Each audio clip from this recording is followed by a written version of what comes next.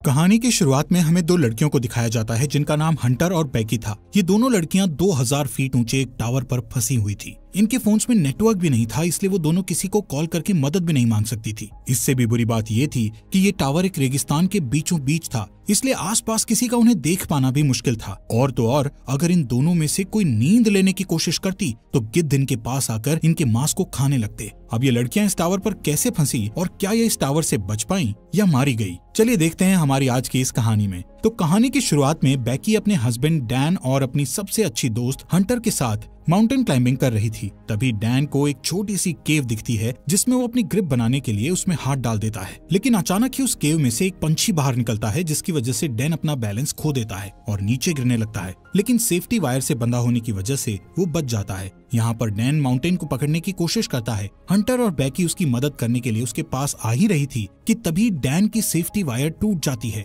और वो नीचे गिरकर मर जाता है। यहाँ से सीन प्रेजेंट में 1 साल बाद दिखाया जाता है, जहाँ बैकी आज भी उस इंसिडेंट में मरे अपने हस्बैंड को याद करके बहुत दुखी थी। वो काफी ज्यादा ड्रिंक करने लगी थी जिससे वो डिप्रेशन में थी। उसकी इस बात से उसके फादर जेम्स उसको लेकर काफी परेशान थे। वो बैकी को उस इंसिडेंट से मूव ऑन करने को कहते हैं, लेकिन बैकी उनकी कोई बात मानने को तैयार नहीं थी। एक दिन बैकी अपनी लाइफ से परेशान होकर बहुत सारी दवाइयां एक साथ खाकर सुसाइड करने की कोशिश करती है कि तभी उसके फोन पर हंटर का कॉल आता है, जिससे वो सुसाइड नहीं करती। अगले दिन हंटर उसके घर जाती है। हंटर बैकी को उस इंसिडेंट से बाहर निकालने के लिए उसको कहती है कि उसने B67 टीवी टावर पर क्लाइंब करने का प्लान बनाया है और जिसमें तू भी मेरे साथ क्लाइंबिंग करने चल रही है। अब क्योंकि हंटर जानती थी कि बैकी को एडवेंचर प्लेसेस पर जाना बहुत पसंद था और काफी लंबे समय से उसने कोई एडवेंचर भी नहीं किया था, बैकी जो इस टाइम काफी परेशान थी, इसलिए वो हंटर को क्लाइंबिंग करने से मना कर देती है। लेकिन नेक्स्ट मॉर्निंग जब वो किचन में रखी अपनी मेडिसिन लेने जाती है तो वो थोड़ा सोचते हुए डिसाइड करती है कि वो उसके साथ क्लाइंबिंग करने जाएगी। इसके बाद हंटर और बैकी दोनों उस टावर की ओर निकल जाते हैं।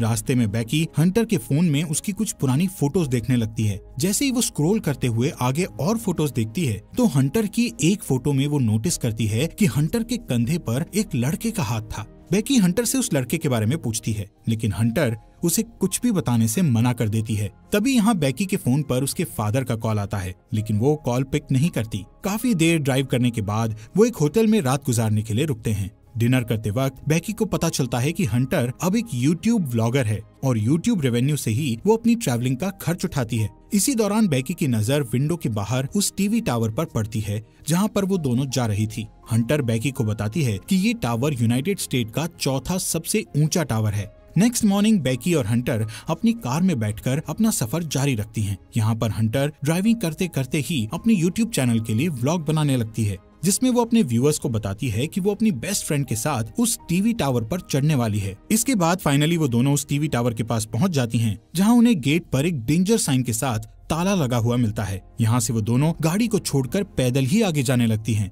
रास्ते में उन्हें कुछ गिद्ध एक मरे हुए जानवर को खाते हुए दिखाई देते हैं। हंटर इस चीज को भी अपने व्लॉग में रिकॉर्ड कर लेती है और उस मरे हुए जानवर की फोटो क्लिक करके अपने इंस्टाग्राम अकाउंट पर पोस्ट कर देती है, जिस पर उसे बहुत जल्द ही काफी लाइक्स मिल गए थे। कुछ देर बाद वो टावर तक पहुंच जाते हैं। यहाँ पर हंटर अपना व्लॉग बनाना बंद कर देती है। वहीं बैकी टावर की ऊंचाई देखकर डरने लगती है और उसे लगता है कि वो ये नहीं कर पाएगी, क्योंकि डैन के साथ हुए इंसिडेंट के बाद उसने कभी इतनी ऊंचाई का सामना नहीं किया था। लेकिन हंटर उसे उसका डर दूर करने के लिए कहती है, जिसके बाद हंटर सेफ्टी रोप को उसकी कमर से बांधकर टावर के ऊपर चढ़ना शुरू कर देती है। ये पूरा टावर काफी पुराना हो चुका था, जिस पर बुरी तरह से जंग लगी हुई थी। इस टावर की सीढ़ियां हिल रही थी और नट बोल्ट भी काफी लूज हो चुके थे। यहाँ पर ये दोनों काफी ऊपर तक चढ़ चुकी थी कि तभी बैकी के हाथ से सीढ़ी का एक पुराना हिस्सा टूटकर नीचे गिर जाता है, जिससे बैकी थोड़ा डर जाती है, लेकिन वो हिम्मत करके फिर से उस टावर के ऊपर चढ़ने लगती है। ऐसे ही धीरे धीरे वो आधे टावर तक पहुंच जाती है,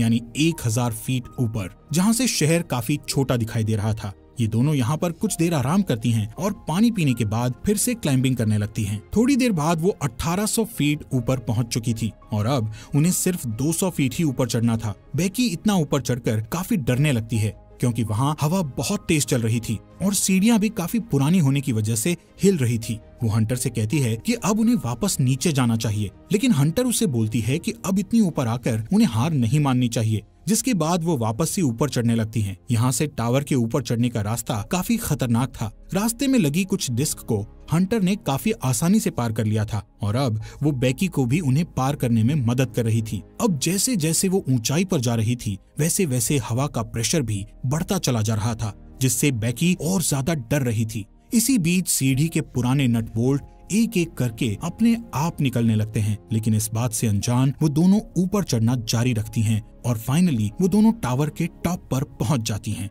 जहां एक और नट बोल्ट खुलकर नीचे गिर चुका था। यहाँ पर हंटर दोबारा से अपना व्लॉग बनाना शुरू करती है और वीडियो में अच्छे शॉट्स लेने के लिए वो ड्रोन कैमरा का इस्तेमाल करती है। थोड़ी देर बाद हंटर अपने व्यूअर्स को और अच्छा कंटेंट देने के लिए बेकी को ड्रोन का रिमोट पकड़ाकर खुद उस टावर के सहारे एक हाथ पर लटक जाती है। शॉट्स लेने के बाद वो वापस से ऊपर आती है और सेम यही चीज बेकी को भी करने के लिए कहती है, लेकिन बेकी उसे ऐसा करने से मना कर रही थी, जिस पर हंटर उससे कहती है कि उसका डर भगाने का ये सबसे बड़ा मौका है। जिसके बाद बेकी हंटर का हाथ पकड़कर वही स्टंट करती है और हंटर उसकी सेल्फी लेने लगती है। इसके बाद बेकी वापस से ऊपर आ जाती है। यहाँ पर बेकी अपने हस्बैंड डैन की अस्थियों को लेकर आई थी और डैन को याद करती हुई वो उसकी अस्थियों को यहाँ विसर्जित कर देती है। इस मोमेंट पर बेकी और हंटर दोनों काफी इमोशनल हो गई थी। इसके बाद वो डिसाइड करते हैं कि अब उन्हें वापस जाना चाहिए, इसलिए वो अपने सेफ्टी वायर को खुद से कनेक्ट करती हैं और बेकी नीचे जाना शुरू कर देती है। लेकिन जैसे ही वो पहला कदम सीढ़ी पर रखती है तो सीढ़ी टूट जाती है और वो सीढ़ी के साथ साथ नीचे गिरने लगती है, लेकिन हंटर किसी तरह उसे पकड़कर वापस ऊपर खींच लेती है। यहाँ पर बेकी मौत के मुंह से बचकर आई थी, जिससे वो जोर जोर से डर के मारे रोने लगती है और अचानक दोनों हंसती हैं। नीचे देखने पर उन्हें पता चलता है कि अब उनके नीचे उतरने के लिए कोई सीढ़ी ही नहीं है। वो दोनों अपने अपने फोन को चेक करती है, लेकिन उनके फोन में कोई नेटवर्क नहीं था और उनका बैग भी नीचे टावर डिस्क पर गिर चुका था, जिसमें उनके खाने पीने का सामान था। यहाँ ऊपर टावर पर उन्हें एक इमरजेंसी बॉक्स दिखता है, जिसे खोलने पर उन्हें एक दूरबीन और एक फ्लेयर गन मिलती है, लेकिन ये दोनों चीजें उनके किसी काम की नहीं थी। ये सब देखकर बेकी हंटर पर भड़क जाती है। हंटर उसे ये कहते हुए शांत करने की कोशिश करती है कि हो सकता है सीढ़ियों के नीचे गिरने की आवाज सुनकर कोई उनकी मदद करने आए और इसलिए अब हम दोनों को बस थोड़ी देर इंतजार करना होगा जब तक कि कोई आ नहीं जाता। तभी हंटर नोटिस करती है कि पिछली बार सीढ़ियों के गिरने की वजह से बेकी के पैर पर चोट लगी थी और अब उस चोट से ब्लड बाहर आ रहा था। यहाँ पर हंटर बेकी की चोट पर अपनी शर्ट बांध देती है। कुछ समय बाद बेकी हंटर से पूछती है कि उसने व्लॉगिंग क्यों शुरू की, जिस पर हंटर गलती से डैन का नाम ले लेती है, जिससे बेकी के मन में हंटर के प्रति शक बैठ जाता है। कुछ देर बाद हंटर अपना फोन चेक करती है, जहां उसने कुछ देर पहले अपनी सोशल साइट पर एक मरे हुए जानवर की फोटो अपलोड की थी, जिससे उन्हें एक आइडिया आता है कि वो अपने फोन पर एक हेल्प मैसेज टाइप करेंगे और उस फोन को रस्सी से बांधकर नीचे लटका देंगे, ये सोचकर कि शायद नीचे जाने पर फोन में सिग्नल आ जाए और उनकी पोस्ट अपलोड हो जाए। हालांकि उनकी ये कोशिश नाकामयाब हो जाती है। इसके बाद उन्हें लगता है कि जरूर जमीन पर तो नेटवर्क होगा ही, इसीलिए वो उस फोन को अपने जूते में डालकर उसके चारों ओर अपनी जुराबें फंसाकर जूते को नीचे गिरा देती हैं। यहाँ टावर पर अचानक बेकी का ध्यान हंटर के दूसरे पैर पर जाता है, जहाँ 143 का टैटू बना हुआ था, जिसे देखकर उसे याद आता है कि उसका हस्बैंड डैन हमेशा उसे आई लव यू कहने के लिए 143 कोड का इस्तेमाल करता था। लेकिन बेकी इस चीज को भी इग्नोर करके इस टावर से नीचे उतरने के लिए कोई और आइडिया सोचने लगती है।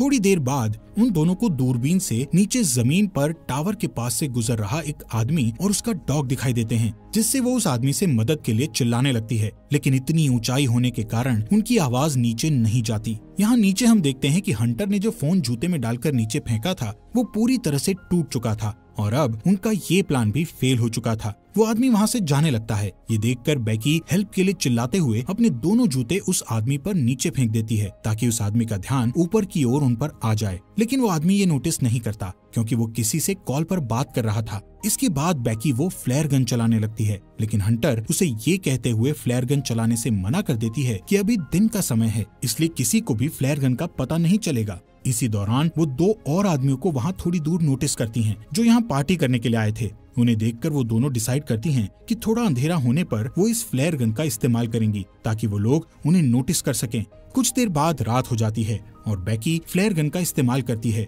जिससे वो दो आदमी उन्हें देख लेते हैं। यहाँ पर बेकी और हंटर अपने हाथ हिलाते हुए और जोर जोर से चिल्लाकर उनसे मदद मांगने की कोशिश करती है। इसके बाद वो दोनों दूरबीन से देखते हुए नोटिस करती है कि वो दोनों आदमी हंटर की कार के पास जा रहे थे, जिसे देखकर दोनों खुश हो जाती है। लेकिन उनकी मदद करने के बजाय वो आदमी उनकी कार को चुराकर वहाँ से भाग जाते हैं। ये देखकर वो दोनों काफी दुखी हो गई थी और अब उन्हें जल्दी से कोई नया आइडिया भी समझ नहीं आ रहा था कि अब वो क्या करे। यहाँ पर बेकी हंटर से उसके पैर के टैटू के बारे में पूछ ही लेती है, जहाँ हंटर ये रिवील करती है कि उसका डैन के साथ 6 महीने तक अफेयर रहा था। इसके लिए वो उससे माफी मांगती है कि उसने उसके हस्बैंड के साथ हुकअप करके काफी बड़ी गलती करी। हंटर बताती है कि डैन उसे अच्छा लगता था और वो उससे प्यार भी करती थी, लेकिन डैन बेकी से ज्यादा प्यार करता था, इसलिए उसने जल्दी ही डैन से ब्रेकअप कर लिया था। बेकी ये सुनकर और भी ज्यादा डिसअपॉइंट हो जाती है कि उसकी बेस्ट फ्रेंड और उसका हस्बैंड दोनों ही उसे चीट कर रहे थे। अगली सुबह बेकी फोन चेक करती है, जहां उसे पता चलता है कि इस टावर पर चढ़े उन्हें 24 घंटे बीत चुके हैं। अब क्योंकि उन्हें काफी भूख और प्यास भी लग रही थी,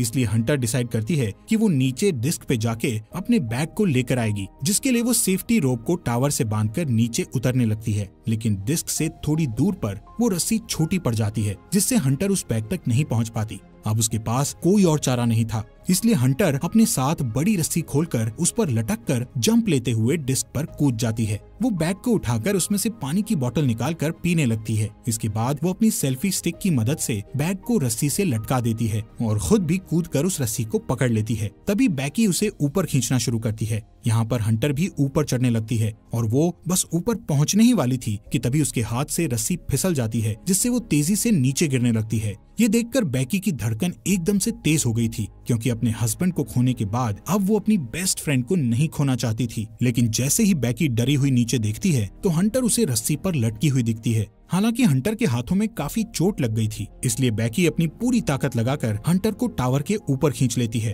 थोड़ी देर बाद बेकी एक हेल्प नोट लिखकर ड्रोन में फंसा देती है और ड्रोन के सहारे पास के होटल तक पहुंचने की कोशिश करती है, लेकिन ड्रोन में बैटरी कम होने की वजह से वो ज्यादा दूर नहीं जा सकता था, इसलिए वो उसे वापस अपनी ओर ले आती है। यहाँ अब फिर से वो दोनों टावर पर हेल्पलेस थी। रात में बेकी को एक भयानक सपना आता है, जिसमें वो देखती है हंटर की उस टावर पर ही मौत हो गई और गिद्ध हंटर के शरीर को खा रहे हैं। इससे वो डरी हुई उठती है और तब उसे पता चलता है कि ये बस एक बुरा सपना था। नेक्स्ट मॉर्निंग बेकी के दिमाग में एक आइडिया आता है कि वो टावर के ऊपर लगी लाइट से ड्रोन को चार्ज कर सकती है। इसके बाद वो टावर के पोल पर चढ़कर जैसे ही ड्रोन चार्जर को प्लग में लगाती है तो वो देखती है कि वो प्लग काफी लूज था, इसलिए बेकी को ऊपर लटके हुए ही उस चार्जर को पकड़े रखना पड़ता है जब तक कि ड्रोन की बैटरी फुल चार्ज नहीं हो जाती। काफी टाइम से उस पोल को पकड़े रहने की वजह से बेकी के हाथ धीरे धीरे करके सुन्न पड़ने लगे थे और इससे भी बुरी बात ये थी कि अब यहाँ पर काफी सारे गिद्ध आकर उस पर अटैक भी कर रहे थे, जिससे बेकी के हाथों से बैग नीचे गिर जाता है।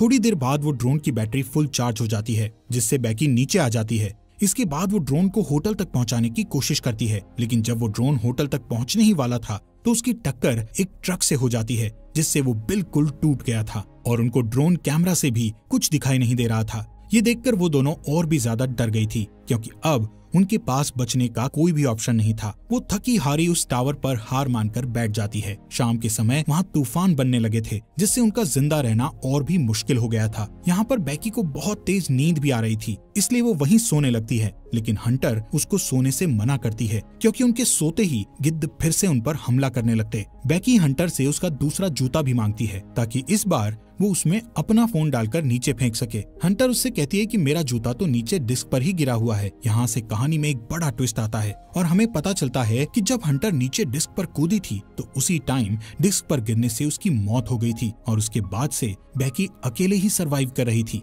बेकी को हेलुसिनेशन होने लगे थे, जिसमें वो हंटर की प्रेजेंस को इमेजिन कर रही थी। रात में बेकी तूफान में सरवाइव करने के बाद अपने फादर के लिए एक वीडियो मैसेज रिकॉर्ड करती है, जिसमें वो बताती है कि वो वापस घर आना चाहती है। वहीं दूसरी ओर उसके फादर जेम्स भी उसको लेकर बहुत परेशान थे। अगले दिन जब बेकी इस टावर पर सोई हुई थी तब एक गिद्ध आकर बेकी की चोट पर से उसका मांस खाने लगता है, लेकिन अब क्योंकि बेकी को काफी भूख लग रही थी इसलिए वो उस गिद्ध को जोर से पकड़कर टावर के मेटल से उसे जान से मारकर खाने लगती है, जिससे उसमें थोड़ी जान आती है और वो रस्सी के सहारे नीचे डिस्क पर उतरती है, जहाँ हंटर की डेड बॉडी पड़ी थी। इसके बाद वो अपने डैड जेम्स को मैसेज करती है कि वो इस टावर पर फंसी हुई है और अपने फोन को हंटर के जूते में डाल देती है, लेकिन इस बार वो उस जूते को हंटर की डेड बॉडी में घुसाकर उसकी डेड बॉडी को नीचे फेंक देती है। इसके बाद रात में उसके फादर जेम्स को बेकी का मैसेज मिलता है और वो जल्दी से पुलिस को कॉल करके वहाँ टावर तक पहुँचता है। अब जैसे ही वो उस टावर तक पहुँचता है तो देखता है कि पुलिस एक डेड बॉडी को कवर कर रही थी। ये देखकर उसे लगता है कि ये उसकी बेटी बेकी की डेड बॉडी है जो जिंदा नहीं बच पाई। तभी उसे अपनी बेटी पुलिस की कार के पास दिखाई देती है, जिसके बाद वो दोनों एक दूसरे को गले लगाते हैं और इसी के साथ ये अमेजिंग मूवी यहीं पर खत्म हो जाती है।